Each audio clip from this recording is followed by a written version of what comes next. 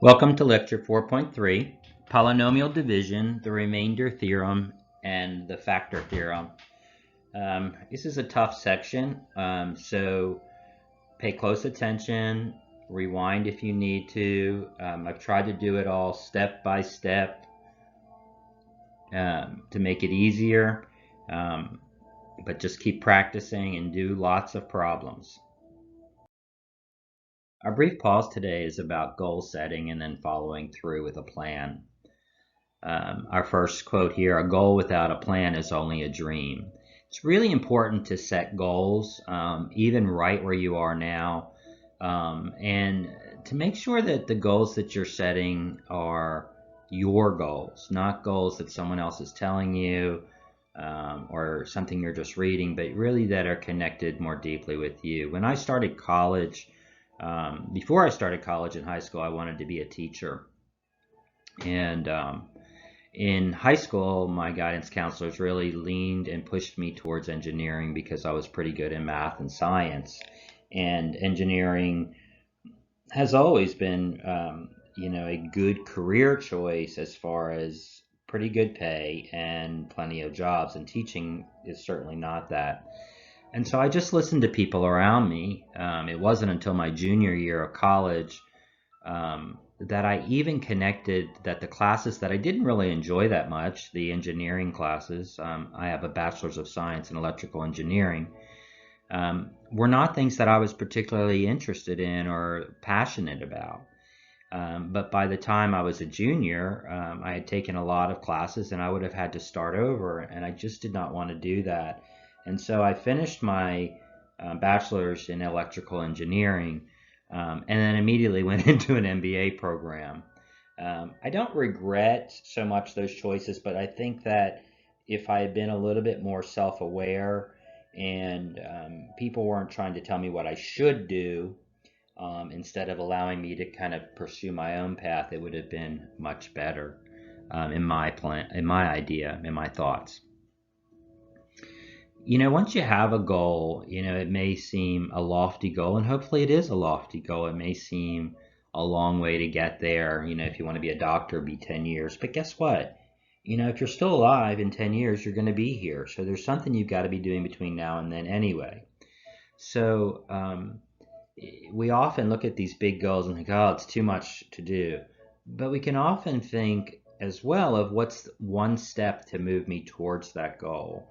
And the Italians have an expression, piano piano, yes, like the instrument, but piano means many things in Italian. And piano piano is an expression that means step by step, that anything you do, even if you want to go 1,000 miles, right, you have to take a first step. And so it's just one step at a time. So what is your next step? And a little progress each day adds up to big results. Be a knight of your goal and a warrior of your dream. As I just mentioned, I was kind of pursuing someone else's dream initially when I went into college because I was doing what I was told I should do instead of following my own path and really kind of paying attention to what I was passionate about. If you can find that thing that you're passionate about and that you're interested in, you're going to perform better. It doesn't mean you're not going to have to do things that you don't like, perhaps like math, even in pursuit of a career and a choice that's different. Sorry about all the clocks in the background. I'm going to let them kind of go off. Don't decrease the goal, increase the effort. Sometimes we hit a goal and we hit a spot where it's really difficult and we think that we can't do it. And a lot of times I think we just have to put in more time and energy, etc. There are times when you're going to be doing a lot of work and times when, that it'll come easier. Sometimes you win, sometimes you learn. This is very close to what we've looked at before about failure, and that failure is just a part of success. And then finally, the goal isn't more money. The goal is living your life on your own terms. Make sure you know what you want to do. The stakes are really high. People change jobs a lot. A lot of people, they say, don't even work in the field of what their degree is, so that gives you some open choices, especially with a bachelor's degree. A lot of companies just use the bachelor's as kind of like the entry level requirement to get into a job. Why do they do that? Because they want to see that you can do something on your own that's longer term. Typically takes 4 years, 3 to 4 years to complete a bachelor's degree. And so they want to see someone who has enough self-motivation to complete a degree. And that kind of elevates you among people that haven't completed a degree. All right, so let's look at what we're going to study today. Polynomial division, the remainder, and the factor theorems. First, we're going to look at performing long division with polynomials. Scary. Long division itself can be scary, but with polynomials adds another dimension, and determine whether one polynomial is a factor of another. To use synthetic division to divide a polynomial by x minus c. To use the remainder theorem to find a functional value f of c. And use the factor theorem to determine whether x minus c is a factor of f of x. Okay? So let's look at long division. And it might be a good idea, if you don't remember long division with numbers, to stop the video right now, go onto YouTube and find a quick example to remind you of long division with numbers, how we use one term and pull one number down, etc.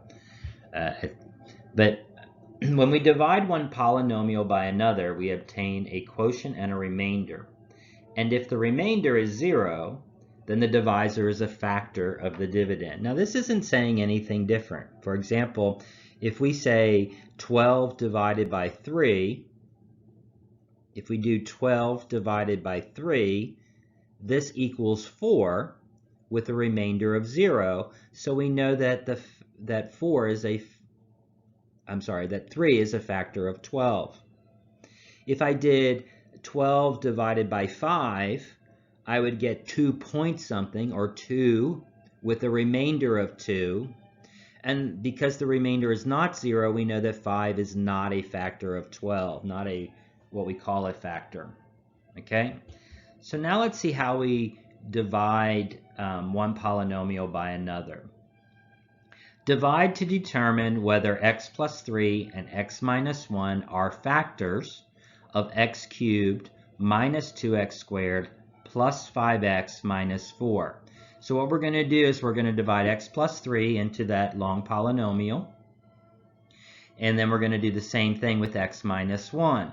Okay? And if the remainder is 0, they are a factor. And if it's not 0, then they are not a factor. Now, with long division, what we're going to do here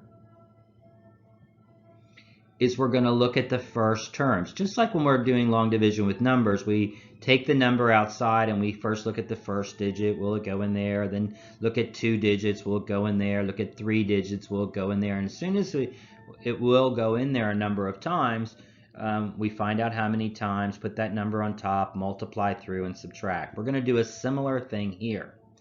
But with polynomial divisions, we're just looking at the first terms. So we're asking x, the first term here, goes into x cubed how many times? Now be careful, your intuition gets in the way. You say, oh, that's 3. No. 3 times x is 3x, not x cubed. So x goes into x cubed how many times? It goes in there x squared times, because x squared times x is x cubed. And that's what we're going to do now. We're going to multiply x squared times x plus 3, and we get x cubed plus 3x squared. Okay? Now, just like in long division with numbers, we are now going to subtract this whole polynomial. Okay? So x cubed minus x cubed is 0, minus 2x squared minus 3x squared is minus 5x squared. And remember, just like in numeric long division, we now bring down the next term. So we subtract, and we get negative 5x squared, and we bring down one more term.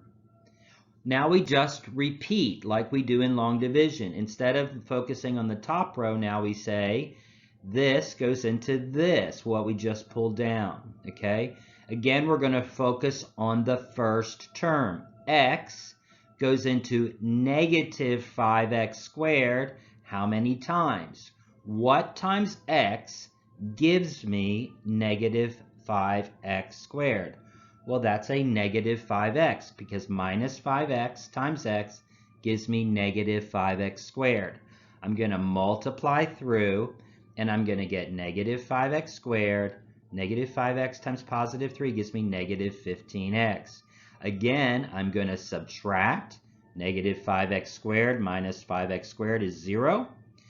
5x minus negative 15x becomes a 5x plus 15x, or 20x. And again, I bring down the last term. I only have one term left. Okay? Now I'm going to do the same thing again. X goes into 20x how many times? The answer is 20. I multiply through and I subtract, and I get a remainder of negative 64. Well, since the remainder is negative 64 and not 0, we know that x plus 3 is not a factor. It is not a factor. Let's look at this again. I'm going to put the whole problem up for x minus 1 and see if we can look at this. I'm going to go through it, but not the step by step. So we go x goes into x cubed how many times? X squared times. We write that on top and multiply through. X squared times x is x cubed minus, x squared times minus 1 is minus x squared, and then I subtract. X cubed minus x cubed is 0. Negative 2x squared minus a minus x squared is plus x squared, so I get negative x squared, and I bring down the next term of a 5x plus 5x. I then ask the question again. X goes into negative x squared how many times? Well, negative x times x is negative x squared. I multiplied through, and negative x times negative 1 is plus x. I then subtract and bring down. Negative x squared minus negative x squared is 0.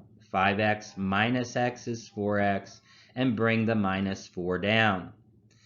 X, I start over again, x goes into 4x how many times? 4, so I have plus 4 because it's a positive 4 times. 4 times x is 4x, 4 times negative 1 is minus 4, 4x minus, and I subtract 4x minus 4x is 0, negative 4 minus negative 4 is indeed 0. We have a 0 remainder, so we know that x minus 1 is a factor of x cubed minus 2x squared plus 5x minus 4. That's long division. The one thing that we don't have here in long division is that we'll see in synthetic division is if there was a missing x term. So for example, if I had x cubed plus 5x minus 4, I have to put a holder in here. If it was x cubed plus 5x minus 4, there was no x squared term, I would have to put 0x squared in here to make sure that I could do the long division. Okay? So whatever the largest exponent is, in this case 3, since you have a cube, you'd have to have a squared, you'd have to have the 1 to the 1 power, and then also a constant at the end. So make sure that when you're looking at your polynomial, that all exponents are represented. 3, 2, 1, 0. Got them all. I don't need to add a 0 term there, like 0x squared, like I mentioned. We'll see that in the synthetic division, and so you can kind of get an idea of it there. When dividing a polynomial, p of x, by a divisor, d of x, and a polynomial, then a polynomial q of x is the quotient, and a polynomial r of x is the remainder. This is, this is just basic math, but it's confusing to hear it in words. The quotient must have a degree less than that of the dividend, and the remainder must be either 0 or a degree less than that of the divisor. Okay? The remainder theorem. If a number c is substituted for x in the polynomial f of x, then the result f of c is the remainder that would be obtained by dividing f of x by x minus c. This is a really interesting phenomenon, and it's confusing to see in words. This is just saying that if we plug in ax minus c as our quotient, our divisor, then the remainder is equal to f of c. Okay. Now, again, this is a little bit confusing, but let's look at that example we just looked at. For example, divide to determine whether x plus 3 and x minus 1 are factors of this polynomial x cubed minus 2x squared plus 5x minus 4. This is the problem we just did. Now we're looking to put the factors or the divisors in this x minus c format. So since we have x plus 3, this would be the same as x minus a minus 3. So our x in this case is going to be negative 3. Okay? We want it in this format of x minus c. So in order for it to be in that format when it's x plus 3, then the x value is going to be negative 3. Notice if we plug in negative 3 into our polynomial here, we get negative 64, which is exactly the remainder we got with long division. And that's all this remainder theorem is saying. It works when you specifically divide by a binomial x minus a constant value. Okay? And if we do x minus 1, it's already in the x minus c format, so c equals 1. We plug in 1 into the function and we get 0, which is the remainder we got in the last problem. So that's all the remainder theorem is saying. When you're dividing by a simple binomial in the form of x minus a constant, then the remainder is the same value as what you would get if you put that x value, that c value, into the original function. It's kind of curious. So to find factors, we can plug in values of x and see when y equals 0. And then we'll know that if y does equal 0, or the functional value equals 0, then we know that that x value, whatever it is, put into the form of x minus that value, is indeed a factor. An easy way to do this is to use your calculator table function. And then you can see where all those y values are zeros, and then put them into the x minus that x value for factors. Synthetic division is a collapsed version of long division. Students love synthetic division because it makes long division a lot easier. It's a little bit complicated and confusing, and so I'm going to take a very stair-stepped approach to setting it up and then to solving the problem.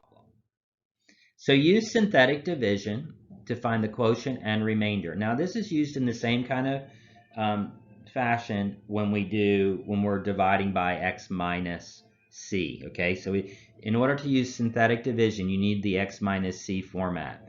Now it can be, if this was x plus 2, that's fine too, because you can rewrite x plus 2 as x minus minus 2. All right. So the first thing that you need to do in synthetic division is to figure out what goes on the outside of the divisor, and that's the x value here. So since we're using the x minus c, this is already in a subtraction format, so our x value is simply going to be 2. And we put this at the top left. This is what's going to be outside, and we're dividing into, so to speak. Okay? The next part of this, you notice we have a little bit, it's not the same kind of brackets, etc. It's almost like an upside down bracket. We simply bring down the coefficients, make sure the polynomial is in standard form from largest exponent to smallest, and then we just bring down the coefficients or the constants in front. So the first coefficient is going to be negative 4, and then a positive 1, and then a positive 6, a positive 2, a positive 50, but wait, we have a problem. Notice that there is no x term. We are missing any x's like 5x, minus 3x, etc. You must, when you're doing long division the way we did it before, or when we're doing synthetic division, you must have every term represented, every exponential on the variable. And you do that by putting a 0 in front of it, like plus 0x. In this case, we just need the 0. So it's important. This is a very important thing for long division. It's a very important thing for synthetic division that you have all terms represented. And if a term isn't there, for example, there's no x term here, we go right from x squared to x to the power of 0. We don't have x to the power of 1, so we write in a 0 there. Okay? This is the setup. Find your x value. Remember x minus c. If it's plus, it's going to be the opposite sign, so it'll be negative. If it's minus, it'll just be that value. And then we bring down, again, all the coefficients in order. And if there's any variable missing term, then we bring a 0 for that. Okay? The first thing we're going to do is simply bring down the first term. Okay? Pretty simple. Bring down that first term. That's part of our answer. Okay? Now we're going to multiply through like we did before, but now we're going to add down. We're going to multiply through like we've done with long division, but then we're going to add down. Okay? 2 times negative 4 is negative 8. Now we're going to add down. 1 plus negative 8 is negative 7. Now we're going to repeat. Multiply, add down. Multiply, add down. Multiply, add down. So let's continue the process. 2 times negative 7 is negative 14. Notice we're multiplying down and stacking the terms. 6 plus negative 14 is negative 8. Multiply through. 2 times negative 8 is negative 16. Add down, negative 14. 2 times negative 14 is negative 28. Add down is negative 28. 2 times negative 28 is negative 56. Add down, and we get negative 6. The last term is always your remainder. So if this was a 0, we would say this was x minus 2 is a factor. Okay? So this is our remainder. We have a remainder of negative 6. But it also asked us to find the quotient. We're going to find the quotient almost how we set up the problem. Notice that we have all these coefficients here. These are the coefficients of our quotient or of the answer, okay? It's important to remember that the coefficient is always 1 degree less. Our original polynomial was degree 5, or the largest exponent was a 5. So our quotient is a degree 4, and it has all of these numbers. So it's negative 4, x to the 4th, minus 7, x to the 3rd, minus 8, x squared, minus 14x, minus 28. Notice that each of the exponents just goes down by 1. 4, 3, 2, 1, 0. And if, for example, in the answer we didn't have any x terms, then this negative 14 would be a 0 there, and we could just leave it off. Okay? So it's this bottom row is your quotient and remainder. Okay? The quotient is all of these coefficients, and they start at 1 degree less than the original polynomial. It might be a good idea to rewind this and watch it again just one more time. Use synthetic division to find the quotient and remainder of another example. So see if you can set this up. Hit pause real quick and see if you can just set up the problem. What is our x value? What comes down into our divisor? So our x value, because it's plus here, we want it in minus form. X minus a negative 3 is in that form, and this is the equivalent. So negative 3 is our x. Now what comes down? 2, 7. Did you remember the 0 because there's no x terms again? And negative 5. Now, again, hit pause and see if you can finish this out and solve it. Bring the first term down, multiply through, and add down. First term down, negative 3 times 2 is negative 6. 7 plus negative 6 is 1. Negative 3 times 1 is negative 3. 0 plus negative 3 is negative 3. Negative 3 times negative 3 is positive 9. Negative 5 plus 9 is 4. So we have a remainder of 4, and here is our quotient. 2x squared plus x minus 3. Remember, we start at 1 degree less, so x squared, x, and constant. So the quotient is 2x squared plus x minus 3. We again started at 1 degree less, and the remainder is 4. Determine whether 4 is a 0 of f of x, where f of x equals x cubed minus 6x squared plus 11x minus 6. So we can do this a couple of ways. First of all, we could simply plug in 4 and see if we get 0 as an answer. But we're going to do it a little bit different. We're going to use synthetic division and the remainder theorem to find f of 4. Okay? So we could plug in 4 and find out, but we're going to do synthetic division in again. All right? If I plug in, whoops, I should have let you try to set that up. You can pause and go back and see if you can set it up. We're trying x is 4, then we have 1, negative 6, positive 11, and minus 6. Again, bring down the first term, multiply through. 4 times 1 is 4, plus negative 6 is negative 2. 4 times negative 2 is negative 8, plus 11 is 3. 4 times 3 is 12, plus negative 6 is 6. This number is not 0, so 4 is not a 0 of f of x. Notice this value is the remainder, but it's also the value if you plugged in 4 to the original problem. So this can help us when we have a little bit more confusing problems. And we could do this with an I as well. We could just simply plug in the value of I. But we can also do division, synthetic division with this too. All right.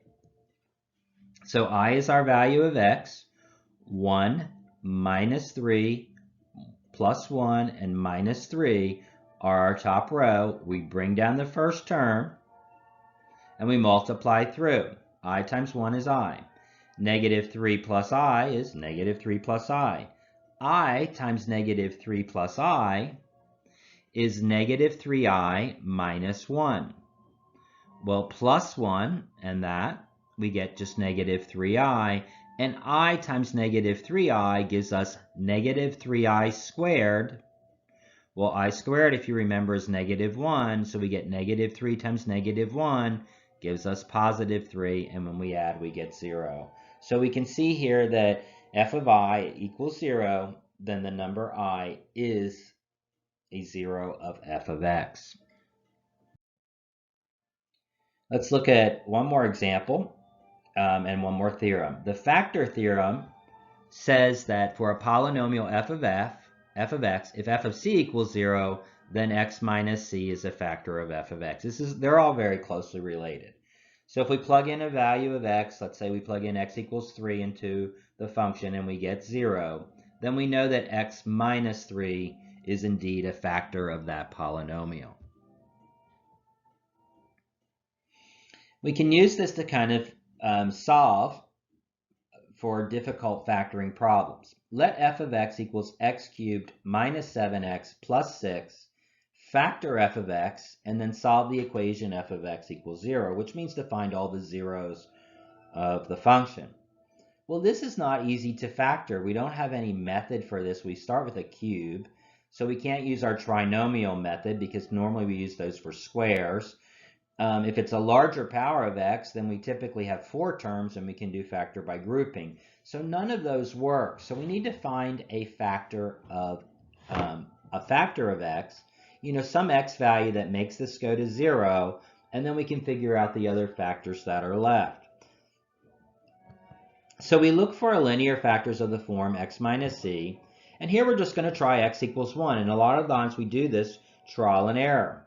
Well, if we use x equals 1 and this polynomial, see if you can set up the synthetic division. X is 1, and it's going to be into 1x cubed. Notice we have no x squared, so we need a 0 there.